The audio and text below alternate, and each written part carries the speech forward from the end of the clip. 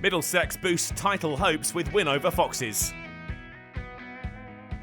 Toby Rowland-Jones moved his tally of wickets for the season to 62 on day 3 at the Uptonsteel County Ground. It had looked like the Foxes had fought back and would challenge for the win, only for the Middlesex seamer to take 3 for 6 in 3 overs to leave Leicestershire languishing, heading into the final day 13 for 4.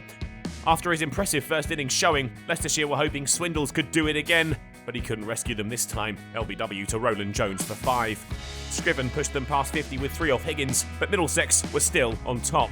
And with the score on 69, the required runs 206, Scriven went caught by Robson at short leg off Holman. Middlesex were surging towards the victory. Barnes, an upper so defiant in the first. LBW to Ethan Bamber for a duck in the second. Ackerman put his foot down, batting with the tail now and doing what he could to drag Leicestershire closer to the winning line with some big hitting. And he was up to his 50 before the break. A bit of fortune off Ethan Bamber. Parkinson and Ackerman slowly pushed the score past 100, batting with caution and effectively keeping Middlesex at bay. With an Ackerman drive for 1 off Holman, the 8th wicket pair moved to 50. But it was the introduction of the part-time spin of Robson that did the trick for Middlesex. Ackerman missed his sweep and had to go LBW for 80.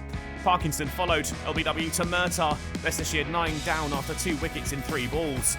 Wright fired off a defiant 6, 150 up, and the number 10 was putting in admirable efforts to inch Leicestershire closer to their target. When Finan tapped Robson's delivery on the hedge for the 50 partnership, the Foxes were now 90 away, and they were 81 short when Middlesex finally wrapped it up. Finan outskying a catch to Holman off the bowling of Robson. It was a huge win in the fight at the top of the table. Middlesex are now in contention for the Division 2 Championship. Leaders Notts torn apart by Worcestershire earlier in the week, and the gap now just 9 points. Even if the title does end up at Trent Bridge, Middlesex will be confident of sealing promotion, with an equal gap over third-placed Glamorgan.